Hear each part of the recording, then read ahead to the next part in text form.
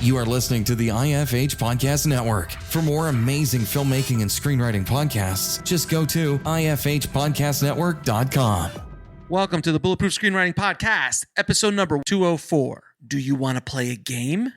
Jigsaw.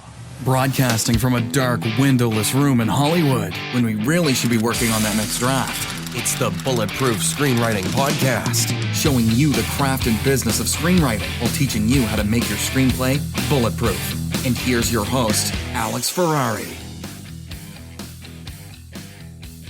Welcome to another episode of the Bulletproof Screenwriting Podcast. I am your humble host, Alex Ferrari. Now, today's show is sponsored by Bulletproof Script Coverage.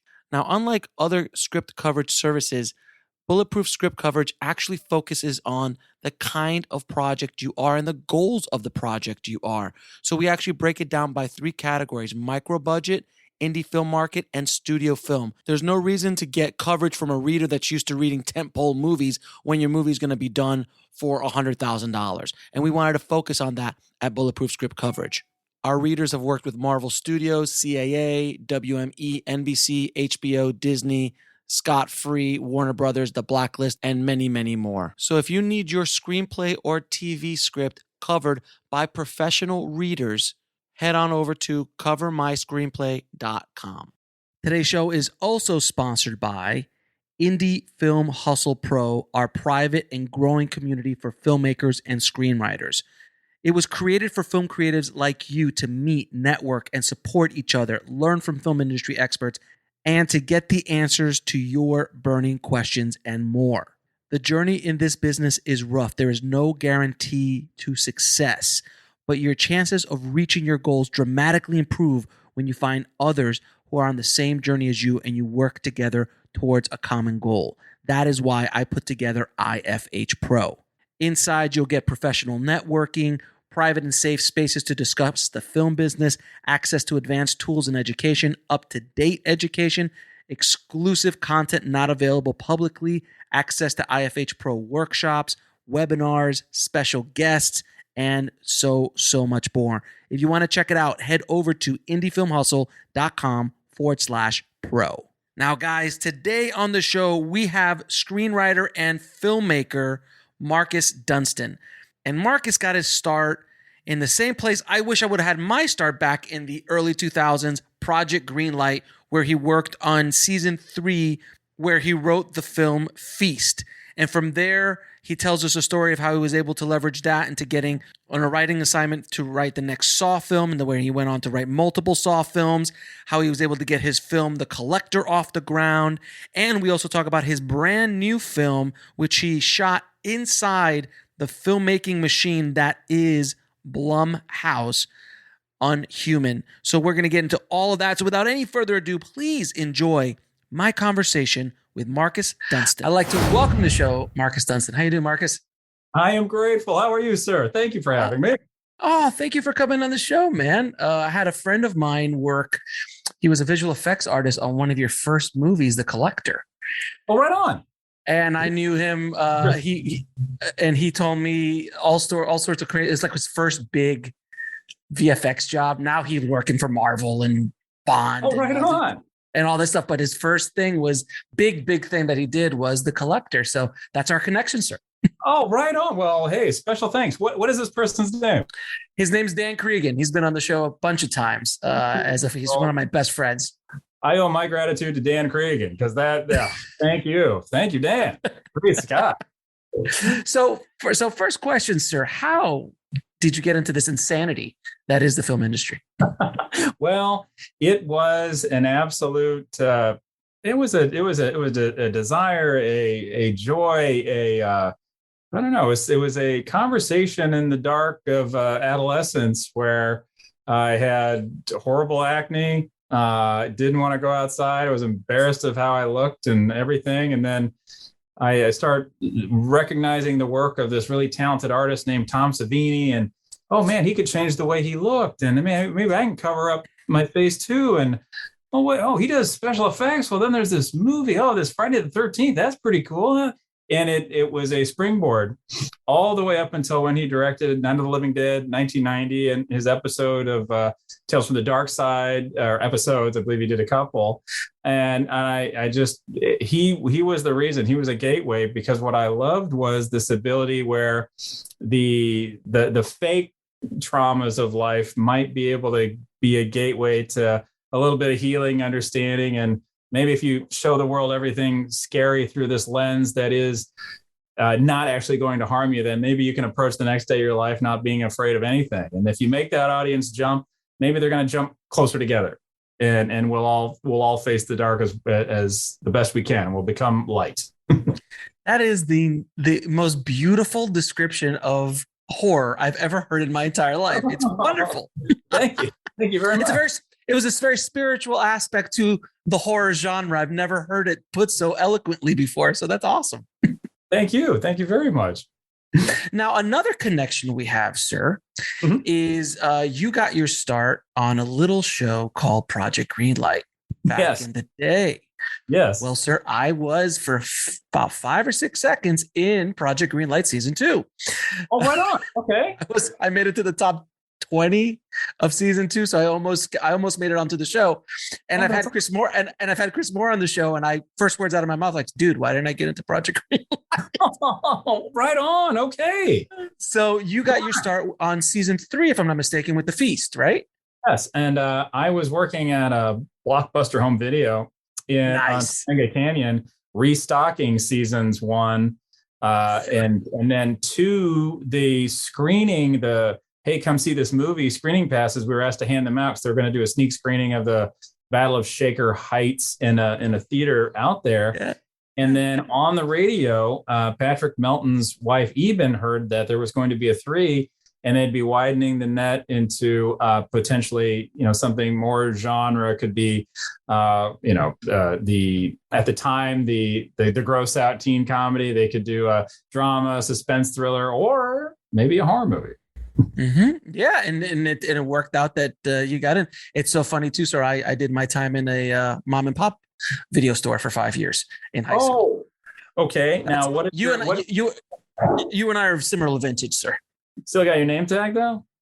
No, I actually was a mom and pop. I didn't even have name tag. I didn't even have name tags. Well, that's not even my name. That's how this Blockbuster was struggling. So I was Jamie with like a Velociraptor scratch through it. That's awesome. I guess that's what happened to Jamie. I don't know. That is some street cred right there, sir. That's some major street cred for all the kids. For all the kids listening, Google what a video store was. Yeah. Now, when you worked with on that show, I know you were on it for a little bit, and you wrote the script. Helped write the script for you. Did you write it by yourself, or did you write it with Patrick Melton? And it was we were adapting a draft written by Paul Soter.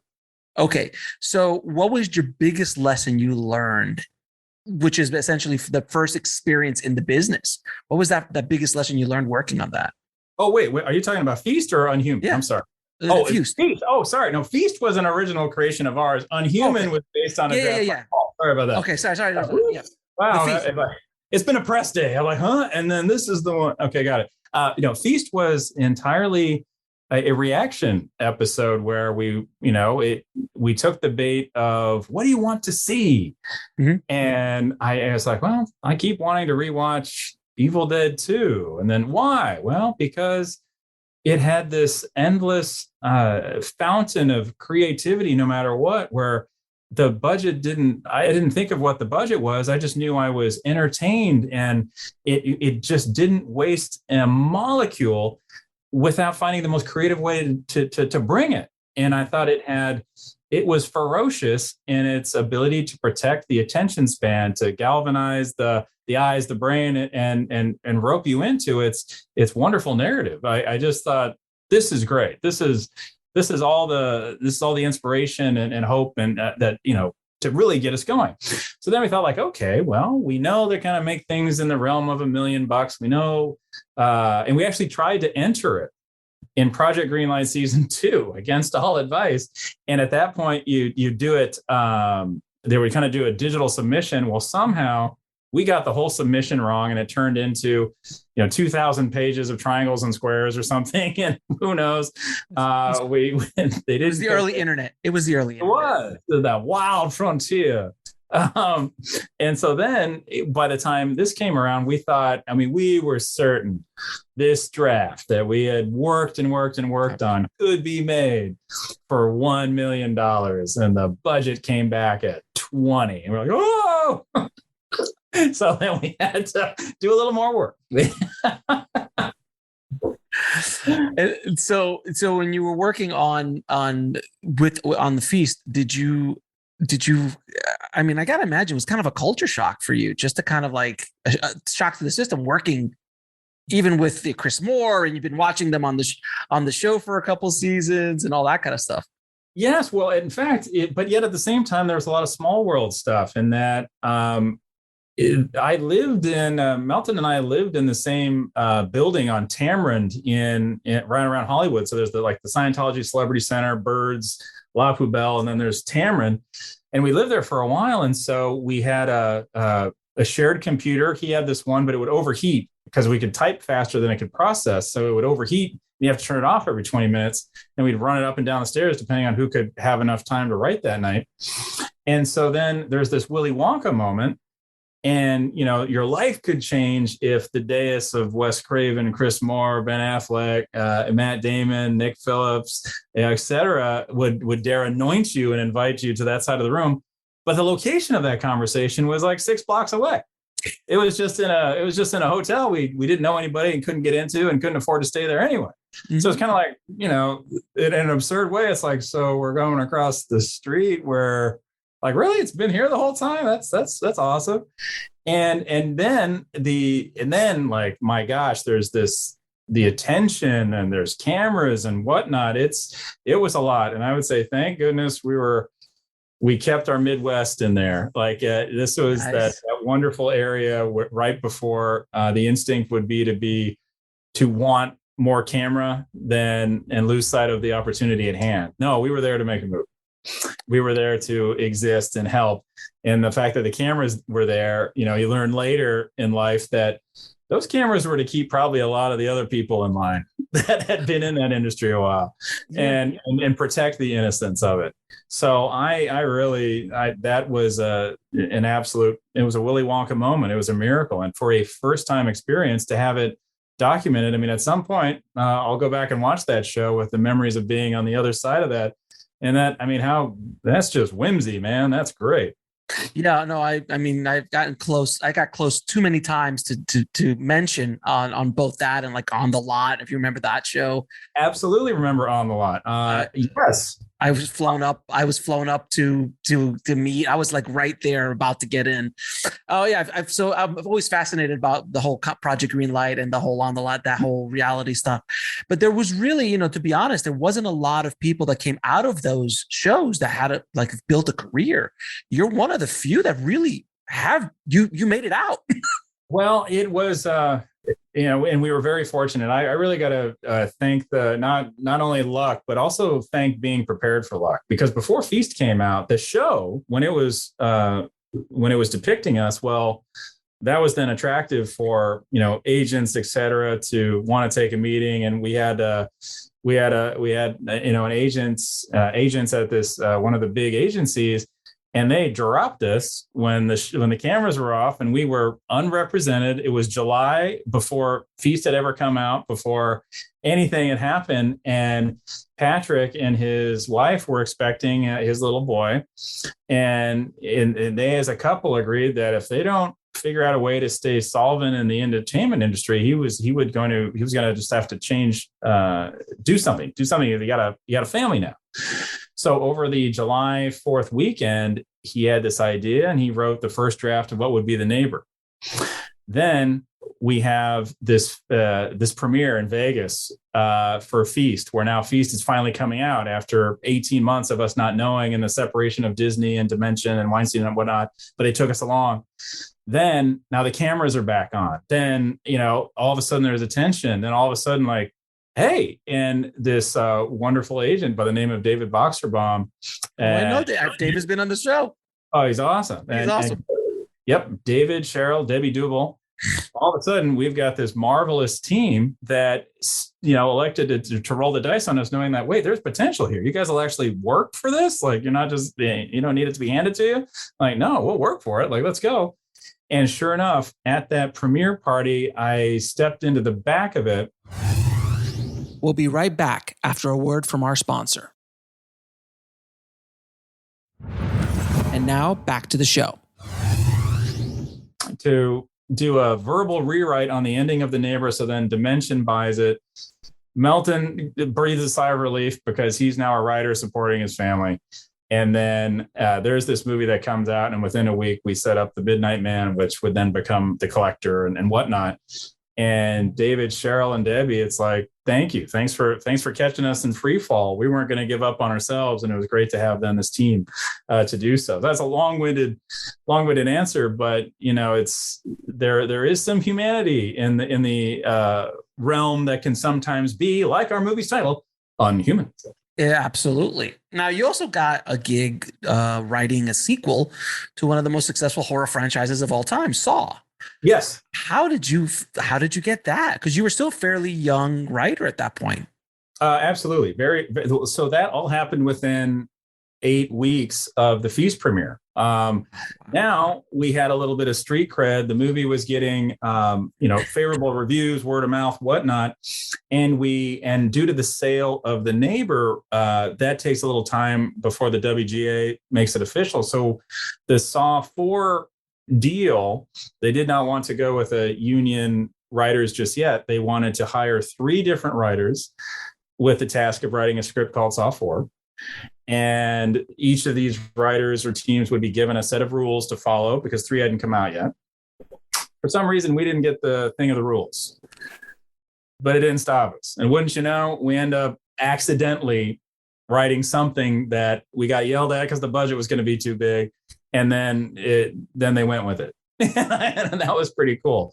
And then, and we were able to make a deal with them to keep working. And that, my goodness.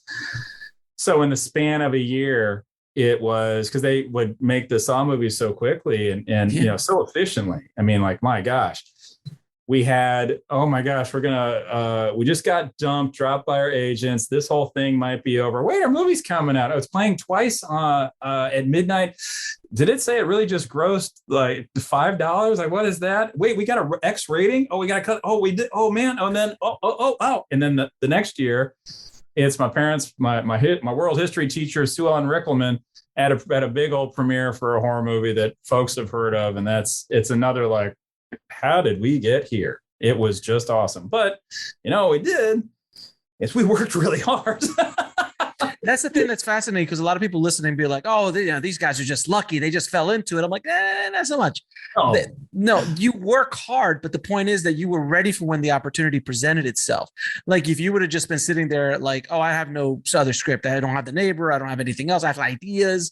You actually were prepared for when these opportunities present. And then serendipity just happens. And after doing so many interviews on this show and talking to so many, amazing writers and directors like yourself, I just realized that luck has such a big part to do with sustaining a career in this business, but every single one of them work hard. It's not like they're just sitting around in the middle of Ohio somewhere and an agent knocks on your door. Hey, I hear you have some ideas. Can I help you? No, that doesn't work that way. Absolutely. No, you gotta, it's nuts. Like, and it, continues to this day. You still have to go for it. You still have to, this experience with Unhuman reminded me a lot of Feast, in that I wanted to bring some of the zeal and creativity that John Gulager did, and try to say, like, well, what if we were taking some of the expectations, tropes, stereotypes of the high school genre and flip them, kind of like John was able to do with Feast and what we were doing with the creature feature. And in doing so, can we sneak in a theme about bullying and try to punch above our weight in that regard? Like, just, can we stick this landing so the narrative will have competent adrenalized, attention span friendly stimulus. But if we nail that, if we get that right amount of sugar, we can put in something of substance that could really keep us around for a while and bestow a lesson, as some of the great horror movies had done to us. Yeah, and I think that's one of the big mistakes that screenwriters make with horror movies is they don't put in that deeper underlining thing. They just do gore or they just do the scares. But when you're able to intertwine or weave in these kind of deeper themes and ideas, that's when those things become classics and they just keep going and going and going. Yes, I hope so. I mean, that's, it sounds like you don't have a goal to really set up, we're going to make a classic today. But occasionally, if you stick to this goal of, I want to get this message through no matter what, can every performance hint at it? Can the production design bolster it? Can the score enhance it? And then, hey, if it's so lucky to earn that moniker, all right, we did it right. Now, how did you get the collector off the ground? Because you guys are just at this point just writers, so you got to direct the movie, and it was a fairly decent budget, and it was it was by a studio and so on. So how did you get that off the ground? That required outsmarting the system once again. And the way it was, I pre-directed some stuff and I came up with a marketing. And so it was back in the day, if I had a smartphone, man, that thing would have been done in a second. But no, this is when you needed to get cameras, favors, etc. And thank goodness it was the Gulager family, and it was After Feast and Fortress. So this would be Brett Forbes and Pat Rosati helped provide a budget of about $7,000 to execute a scene that would show, this guy can write a few words, but hey, he's good with actors, or like can accomplish the goal of a scene. And then it becomes a trailer. So then I wanted to get to jump scares and set up the plot line. And then I wanted to earn a tagline at the end and give it a whole sense of make it feel like a growing threshold event to lead up to someone that is introduced as a bad guy, meeting a worse guy, and then bloodied in a rainstorm, run out, caressing a kid that's not his own, just with only breathing as a soundtrack. Just because he's like, not tonight, he's reached a point in his criminal career where he finds something so awful, he'll stop. That's awesome. That's a great story, because so many screenwriters want to direct and they just, you have to figure out how to get noticed. And that's a great way. You shot that little demo and they gave you the budget to do it. It's so interesting because when the Collector came out, what year was that? That came out in 2009, but it was also similar to Feast in that it took a while to get out there. So I remember when my buddy worked on it. He told me, he's like, when can I use this on my demo reel? I can't use this on my demo reel. Exactamundo. So it was amortized with the production of 2 sequels to Pulse, 2 sequels to Feast, and then we were the last one. At this point, I thought this is awesome. I'm the last one. Everything's going to be great. Well, learn the hard way that when you're the last movie in an amortized situation, that means all the overages from those movies come out of yours. So whatever budget was supposed to be there wasn't quite there. Whatever schedule was supposed to be there was kind of cut in half. And then by the end, I had a lot of middle of a movie. I had some ending, but I took every penny I made from writing the Saw movies then and funded 2 weeks of shooting on my own. And now we had a beginning. Now we had a middle and we had the end. And with that, it was done. Because I thought, I didn't come out here just to do half of a first movie. I got to do the whole thing. When that was exciting, the whole cast and crew coming along for that meant a lot. So then to mention, we got a call from Bob Weinstein saying, hey, I got my money tied up in Inglourious Bastards. And, if you want to put the movie out yourself, I dig it. I can self-release this movie. Great. That sounds like a deal. And so thank goodness we had the wherewithal to be like, well, what would you sell it for if we found a buyer? Oh, let me go away. All of a sudden the budget more than doubled. All of a sudden I couldn't get a copy of the budget that I knew we had. No, that sorry, we can't give it. And thank goodness we had 2 weeks to find a buyer. And on one of the last days of that possibility, Mickey Liddell came in, watched it, left the editing room, walked around the block and said, okay, how much? And that's what led to LD hiring Freestyle to release a movie that was called The Midnight Man, now is called The Collector, courtesy of Bob, is now an LD movie. And then it came out in the summer of 2009 after they, Mickey put in even more bucks for some more spit and polish that was awesome. And like the songs you hope to get. I mean, here's what I just so loved and appreciated is he understood that when you put in a temp song, you don't want to find another song. No. You imagine these things to this song, and even if you can't quite understand the why, it does something. They all hold hands. You can kind of tell when something's been replaced at the last second because it's like, well, it's okay, I guess, it's up tempo, but we have relationships with all forms of art in these things. And he got it and let it be so. So then we come out and fortunately he would like to do another one, and that led to then the collection and so on. So it was an absolute fortuitous time, but again, it was. Thinking about it now, like, it's insane. Giving, whatever little nut I had was just instantly vanquished in the hopes that something, and then guess what? You get to make a movie. Well, you get to make half of it, and if you can finish it, you can release it yourself. If you can afford it, and if you can't, find someone who'll pay double that and to release it on their own, and maybe you'll get a sequel, or maybe no one will hear from you again. Who cares? I love it. You know what? I'm so glad that people are listening to this story, because you put your money where your mouth is. And that's so many filmmakers don't do that. So many people don't take the risk to do that. And in this scenario, if I was consulting you back then with the mind that I have today, I would say absolutely do this, because this doesn't happen. You don't get this scenario. It was a very fortuitous, it's also very kind of lottery ticket scenario where all of these things lined up so beautifully. It prepared for serendipity. Exactly. Now, what was on that shoot? What was as directors, we always go through like the worst. There's always a day that we remember. Yeah. If not every day, but there's always a day that we're losing the sun, camera breaks, the actor can't come out, the car accident happens somewhere and we lost the truck. I've seen it all. What was that day for you, and how did you overcome it and make your day? Thank you for that question. Because I think, every day has its challenges, but really it's in the survival of those challenges and the way to assess that and outsmart it. You don't have to overpower any of this stuff, but you do have to outsmart things, because ultimately an image has to exist that conveys some information. There's several ways that can be done. You can do the expensive way, you can do it in many more modest ways. So one night I'm in it. Josh Stewart is masked up. It's going to be the stocking casing of the house. He's assessing it.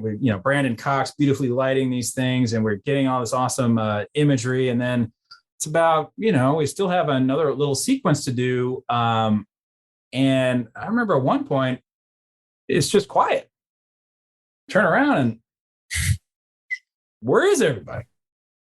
Everybody had quit because the strike had ended. Oh, no. And so why stick around for the pennies of the indie budget when the commercial jobs are now flying everybody out? So if the folks that stayed, you've got Brandon Cox, a wonderful camera crew, but most of our crew just up and walked. They walk in the middle of the day, or walk like the next day or something? No, like that night we didn't. We moved some lights and shot some stuff ourselves just to like do something with the time. I was like, huh? So now, how did I overcome this? I couldn't overcome this. This was a moment where Courtney Ballacher, Keith Porter, the producers came through, and then Vince Palomino, who was our line, who's, everybody that stuck around there essentially is, lifelong friends. These are folks we go to mat for. And so what could have been an absolute cavity crushing event is turned completely around with the arrival of one person who would become a ride or die, and that is BJ McDonald, a who showed up as a Steadicam operator in his cutoff camo shorts and his Converse and his Danzig wristband and his faux hawk mohawk. What is that hawk? He's like, yeah, don't worry about it, man. We're gonna get it. We're gonna get it. We can do it like this. Excellent. The movie couldn't afford him. He wanted to get out of town for an adventure. And so I that's how I met he and his now wife, Adrian, who was in makeup. And all of a sudden, this is a transformative event. And it was BJ who talked me out of the shakes and the shivers of like, I don't know. It's like, I thought, why did I have this whole thing storyboarded? I can't do it. Like, hey, he's like, hey, don't worry about it. Let's have a beer and go bowling. We'll be right back after a word from our sponsor. And now back to the show. And you know what? You don't worry about it. And you go have a beer and you go bowling, because in that action, the mind gets to settle and you get to realize, no, you're still creating. Just yes, those storyboards, whatever you put in, whatever that plan is, that is on the wayside. But that doesn't mean you still don't know what you need to execute. Now, in the moment, challenge yourself to find the way to do so.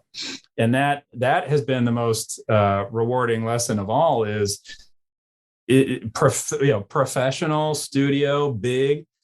You get more toys, but the lessons that get you through even those moments were learned when you had nothing but that desire and hope to convey a story, convey an image, and drag it into that lens however possible.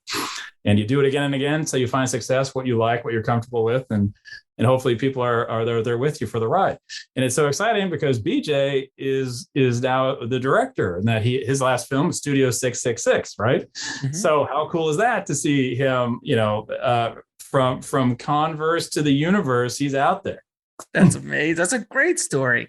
And you said something really interesting, and I think something is so important for filmmakers to listen to is please let them know every single moment of every single day as a director on set, the biggest thing that we have to do is compromise. Because you said, I had this long storyboard list or a shot list and all of it's out the window. Just gone. Days of working on it. You had the Kubrick shot, you had the Sam Raimi shot, you had all of that stuff. You had and gone. Can you explain to people that process internally as a director? Because I think that's really what makes a great director. One of the elements is to be able to compromise on the fly with what is given to him or her on the day and just flow with what you have on the day and not be so rigid that you're like, no, if I can't get my shot, I don't want to shoot it. Well, then you're not going to work. Well, absolutely. This happened with Unhuman. And the way, like, we had to deal with weather, we had to deal with lightning that could shut us down. And then our entire ending had to be reconfigured because the entire ending was built around a certain ability, like a certain location, a certain aspect of the location that was cool to look at, vintage, great. I'm talking about an old school, amazing elevator. Well, of course that breaks. And anything that came along with it is instantly out the window. But thank goodness for 10 years of experience, because you're like, it's not about an elevator. It's about falling, distance. If it's not about and then by that point, courtesy of, it was Paul Udo, one of our producers on the site there, who leaned in and said, like, this elevator was built in the 30s. It's being repaired. You might want to have a plan B at the ready, just in case. Now, if I was a naive person that knew, no, it has to be this, I must stand my ground, and now it has to be an elevator, there would be no ending. There would be nothing. But instead, courtesy of Paul, and also courtesy of enough experience to listen to someone who's giving you good advice, we were ready. And the solution, wouldn't you know, eureka, it's a heck of a lot better. And we ended up getting more emotion, more movie, more it worked. And everybody was on the same page, because I think people get excited by talk of solutions. There's nothing more wasteful and disparaging in that talk of just the problems. Like, okay, well, everything's got a problem, but what if we try this? Can we do this? And then instantly you get everyone's back in the creative mode of willing this thing into being. And that was nice. That allowed everybody to shine. Now, is there anything you wish somebody would have told you at the beginning of this whole journey? That little nugget of, man, this is going to do this, this, and this. Man, you really should look out for this. There are a handful of things. I'm going to keep the two big ones to myself. You all could suffer. Yeah, no. Because it really, in that sense, it was like, no, I want to find the positive, not the beware, but the positive, and that is regard your inner voice. And when the inner voice, when the little voice says something, what is holding it back from entering volume? Is it fear that maybe the collaborator won't hear it? Is it hesitation because you're not sure? Is it, well, why don't we try saying it and see what happens? And wouldn't you know, or if you're thinking like, second guessing can be okay, but why are you second guessing? What doesn't feel right? Do you feel you did not get that shot? Do you feel that the gist wasn't quite there? And like, okay, then respect that. Respect your own. I mean, no matter how overwhelmed you could elect to be, no matter what happens, if the little voice is just saying, no, this is, fight for this. No, protect that. And just have the patience in yourself to understand why, explain why, and you're going to find that the right team will always understand you and give you a shot. And I thought that was good, because the last thing you want to do is have someone in editorial go, well, I kind of wish we had that shot. And you're like, I knew it. I didn't say anything. Why didn't you say anything? You're right there. It's like, I do that. Oh God. As an editor, I used to do it to my directors. And then when I worked with editors, they used to do it to me. I'm like, I should have gotten that. It would have taken me another 5 minutes to get that shot. Why did I have to move on? Yep. And sometimes when you're on set, you've got to fight for the vision, fight for that coverage. You're like, I need the close-up of the spoon. If I don't get the close-up of the spoon, I'm not going to be able to cut away, and I'm going to be stuck on this performance. I need this cutaway.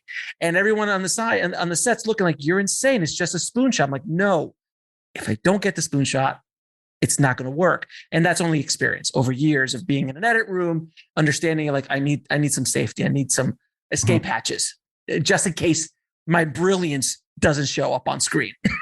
Yeah. Yes, absolutely. Great Scott. I mean, and that's the fun of it too. It's really always touching that third rail. Yeah, no question. Now I have to ask you, when you're on set, either at the beginning on The Collector, when you were first on set, or later now with your new film Unhuman, do you ever get imposter syndrome? Do you ever get that thing that you deal with, like, oh my God, security is going to come in at any moment and go, what are you doing here? You don't belong here. Get out, kind of vibe? I know a lot of artists deal with that. No. On this one, it was entirely someone's going to tap you on the shoulder and say you have COVID, and then you're done. So that's even scarier than imposter syndrome. Yeah. Because imposter syndrome, I'd be like, I'm already confidently trying to do an impersonation of all the great filmmakers before. Like I'll admit that I want to impersonate their success in conveying the story they want, their ability to scare, convey, share, get these things done. But no, I mean, on the first, I would say on the first one, I was just kind of terrified because I thought I had a really good plan, and then the plan had to be abandoned. And I didn't, and that was a crash course in Plan B. And ever since then, I was, but I want to say when it comes to what's a good why, like why am I feeling I don't say yes? And it's probably because of the writing part.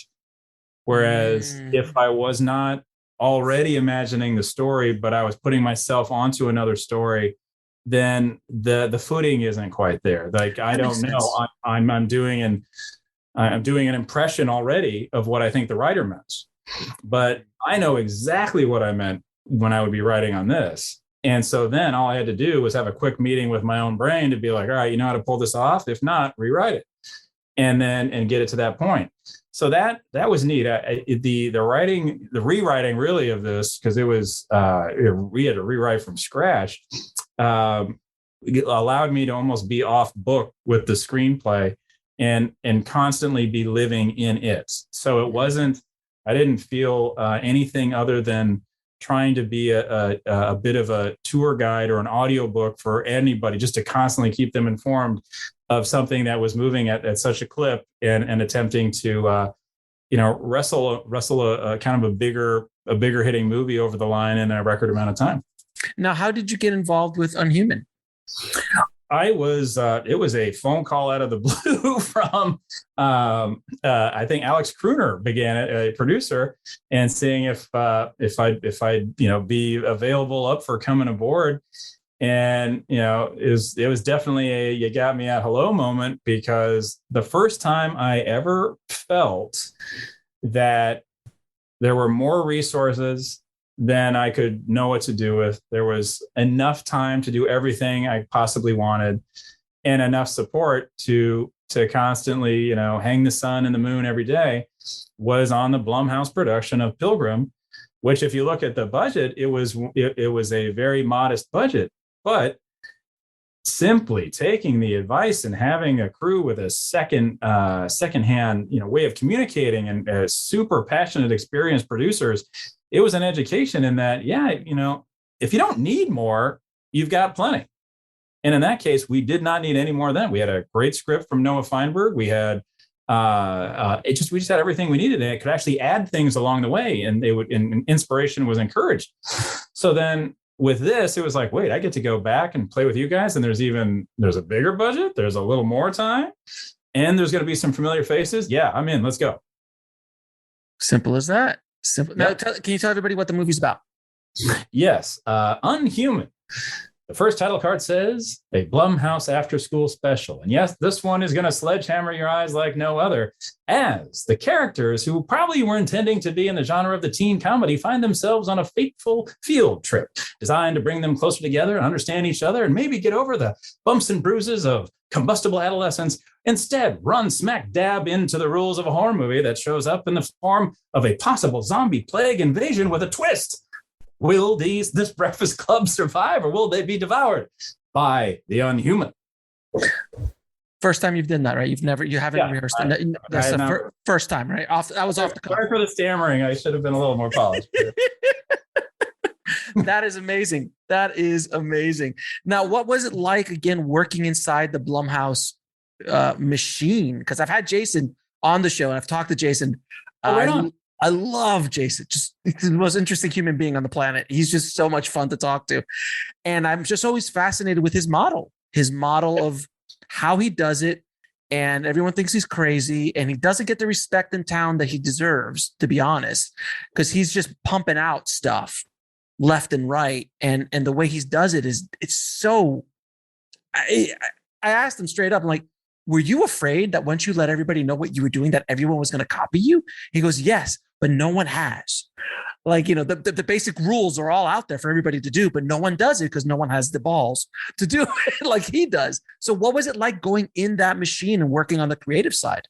It was wonderful, because how about this? I would say, in terms of the respect for him, looking at the cast that shows up, looking at the crew that's dedicated to it, there's a lot of respect for this guy, because that moniker of Blumhouse means people show up, and they know they're getting into business with somebody who is great at the business. Mm-hmm. And that, I mean, the ripple effects of that name alone, it was just wonderful. People, the recognition of it, and all it's yes, there's a lot of steps up to the plate with the company, and that's also marvelous. Like, they're the loudest voice. I watched that series 3 times. Mm-hmm. I never would have guessed it was a Blumhouse joint, but it is, because I think there is always an evolution happening. There's always a push into different spectrums. And I also love that what started it with an even more modest kind of budget paradigm is getting bigger in certain regards, has figured out a way to work within COVID, has grown, it's blossomed, and has blossomed to give opportunity as well. There's a lot of, and it's resulting in art you can't instantly put a pin in. Like, no, they're going to do something that surprises you all the time. And how about that? The black phone's going to come a ringing this summer, and I bet you it's going to be a wonderful new pillar in the palace that is Blumhouse Horror. Yeah, no question. And I mean, and a lot of people don't even know that he's been nominated 3 times for an Oscar. Yeah. As a producer, and it's fascinating. No, he's such an interesting character, and what he does, and I love his technique of, he's like giving opportunity to directors to just play, and he really lets you play and lets you go out and just have fun, and you can see it in the films. Absolutely. We'll be right back after a word from our sponsor. And now back to the show. No question. Now, that opportunity is just priceless. Now, as a writer, you've written obviously a lot of horror. I mean, this is your sweet spot. What, in your opinion, are the key elements in writing a good horror movie? Well, in this case, I mean, my goodness, what are probably the through lines that have always been there, and there's some fairly obvious answers to go to, like, well, you got to give a care about the characters. You have to have a threat that's a legit intimidating presence of some sort. And if you put as much care into the scares as you do in the creation of those characters, then maybe you've got something that'll resonate and really pop. Well, then what I do like is this other element that sometimes comes and goes, and that is embracing a theme. What is the movie actually subtly teaching? What is it saying? And so for us, for example, is like, yes, we're going to take 3 familiar elements: teens, woods, zombies. Okay. Now, how is that going to be any different, anything special to really earn the attention span? Well, one, my God, when you see Brienne and you understand these characters and what they're trying to reach for and be an identifiable reflection of the high school experience in a way that hasn't quite been depicted before, great. Then next, what can we do with the, go into the woods? Well, it's not a traditional woods in the sense that it's sort of a bridging zone between 2 genres, the bubblegum teen comedy getting invaded by the horror movie. And then the last thing is, what are we doing with the zombie? It's like, well, once you see this sucker come for you, nice.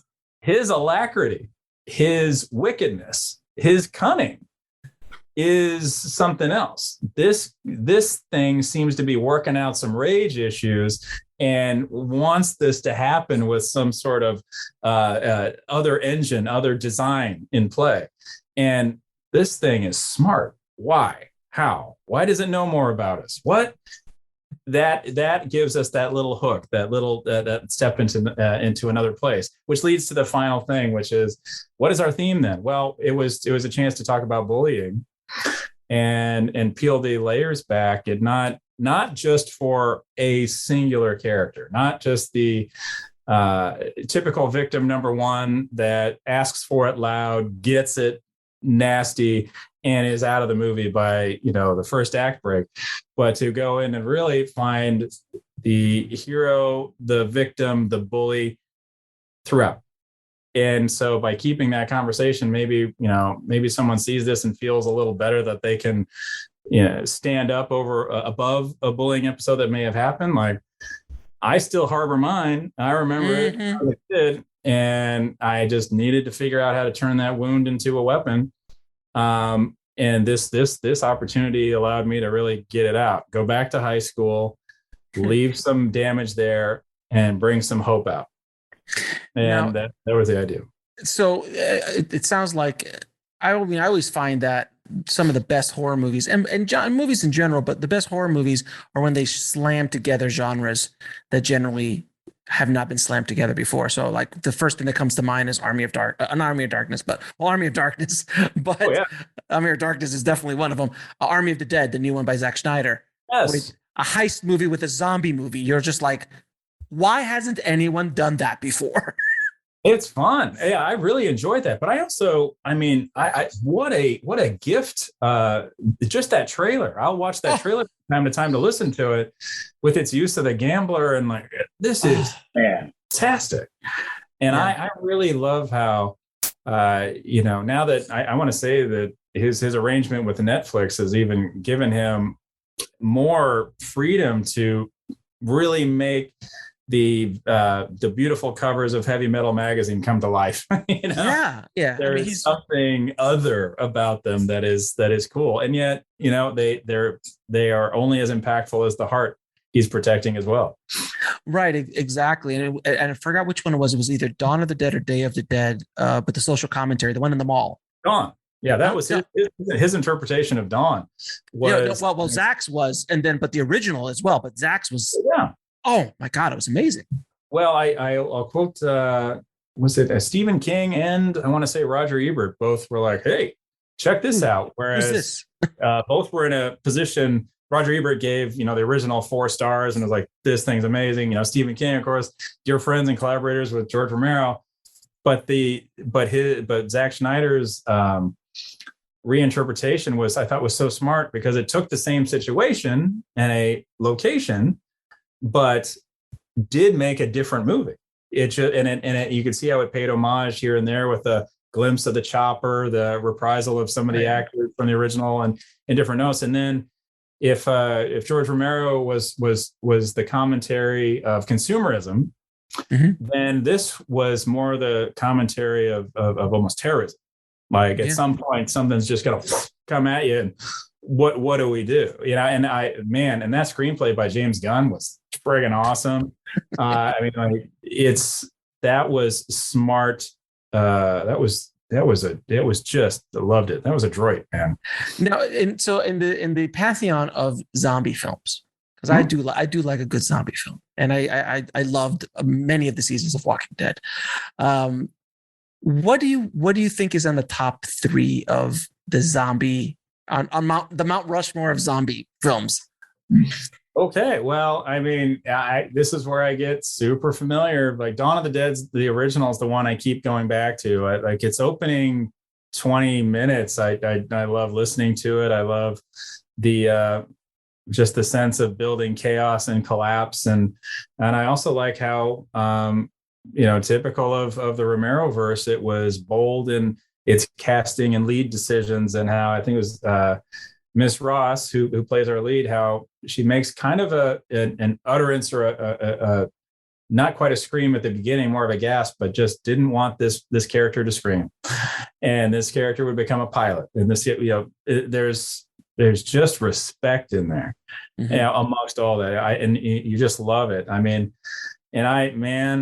The Dan Krauss Romero book, the final one, the Living Dead is just phenomenal. It's we've been trying to get enough people together to try to get that thing made for so long, and it's just that would, I think, be the ultimate, because it's his voice, it's him, going to the end. That would just be manna from heaven. So come on, Netflix, I know you can do zombie bank heist. Can you do one from the Godfather of the whole genre? Can you do that? That'd be great. So then that leaves open some other ones. And let's see if I can be somewhat, what is the best way to do this? Movies. Okay. It'd be easy to say night and then day, I think, but okay. Night and day are pretty fine. Does someone count Dead Alive? Because I just loved it. Yeah, Dead Alive. It's vicious dedication to gruesome, shocking originality and momentum. I think that was a lot of fun. And then I would like to say, gosh, and I want to make sure I get this one right, because this is a very precious top 3, and it's maybe because I recently kind of watched it and really appreciated what it was doing. But I liked Warm Bodies. I thought it was such an unexpected take, and kind of how it had something to say about romance and whatnot. So the more like verbose answer is like, oh, well, ideally you just go anything Romero. That's the cream. So of that cream of the crop, Dawn of the Dead's the one that still resonates with me. Dead Alive for like, hey, you don't have to be boxed into any corner just because it says zombie. You can have a giant mom beast and chainsaw, with fights and whatnot. And to that regard, I'd even say, like, I think Night of the Creeps had a wonderful take on that as well. Yeah.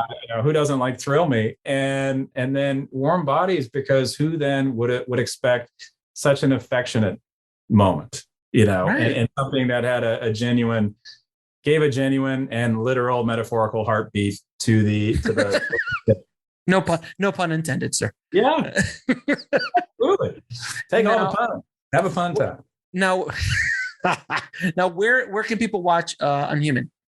Unhuman begins on Paramount June 3rd, and then I think we'll be coming out swinging again in August. So we want to scare the kids who are graduating and then scare them again when they're going back to school. But June 3rd is when we come out to roar, courtesy of Paramount. Thank you so much. Now, I'm going to ask you a couple questions to ask all my guests. Mm-hmm. What advice would you give a filmmaker or screenwriter trying to break into the business today? Oh, goodness. Well, okay. In terms of a practical bit of advice, if you can answer that question, what do I want to see? Like, what type of movie do I want to see? And like, really be specific about that. Like, I want to, and then, all right, then challenge that. I mean, let's just say what I'm trying to pivot into is, because the theater stratosphere and the streaming stratosphere seems to exist, and there's like the Marvel universe where it can be $200 million or whatnot.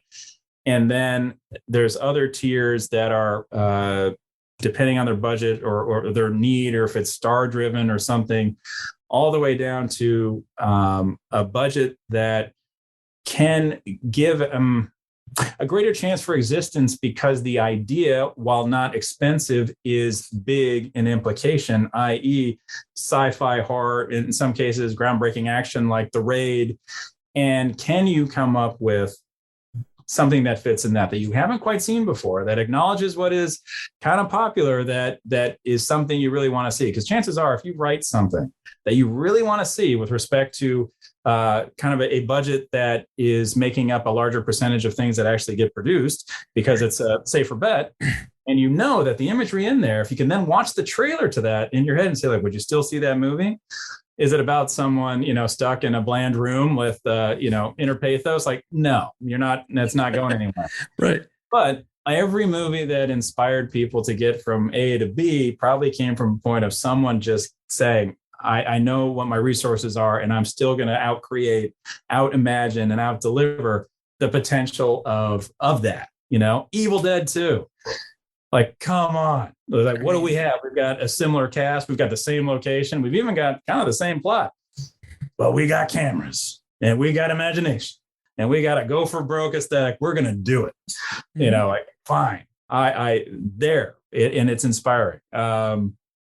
So, gosh, I wonder if that's meandering, if that's helpful, if that's whatnot. No, it is helpful, and the director of Evil Dead 2 did okay. He's done okay for himself. He's done all right. The kid panned out. the kid made it, sir. The kid made it.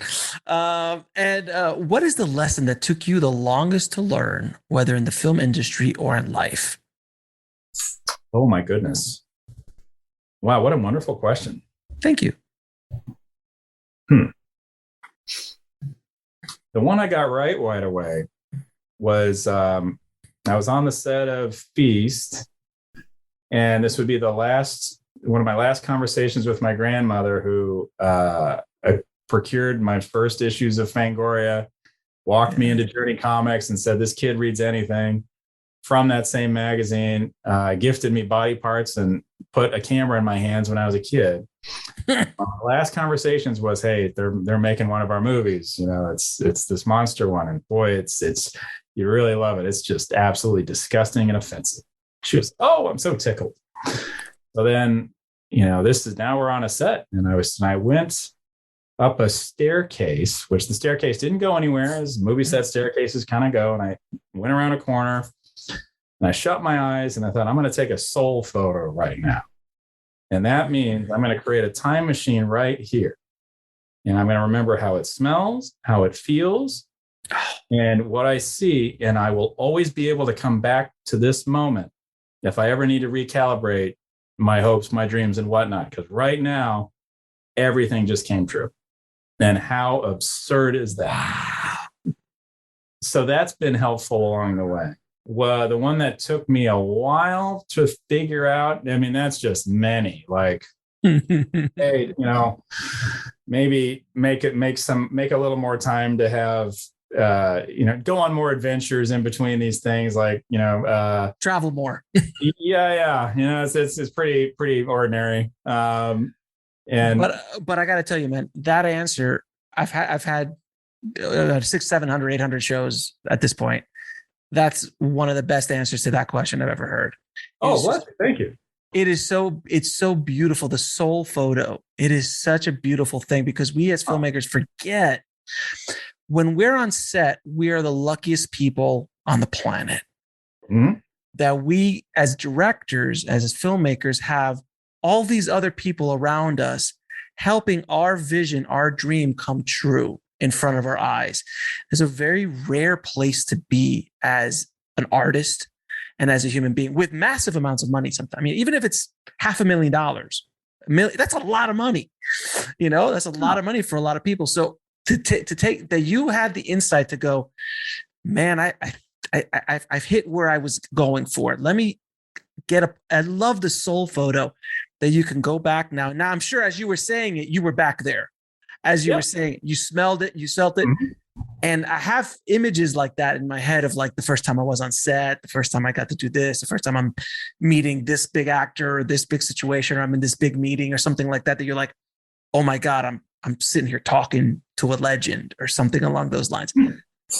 But to actually have the insight to stop for a second, close your eyes and go, take this with you is fascinating. I think we all need to stop for a sec because we're always so hunting for the next thing. We got to stop in the moment and enjoy the insanity of where you were at that moment, which was on Project Greenlight, getting your film made on a set.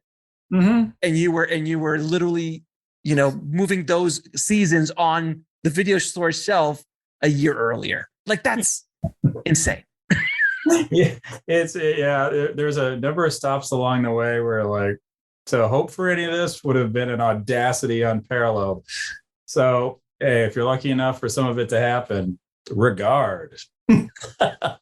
Marcus, it has been an absolute pleasure talking to you, my friend. Thank you so much. Thank you so much for coming on the show, man. Continued success, my friend. You're a hell of a guy, and I wish you nothing but the best. And by the way, everybody who's not watching this, Marcus has arguably one of the coolest rooms I have ever seen in my life.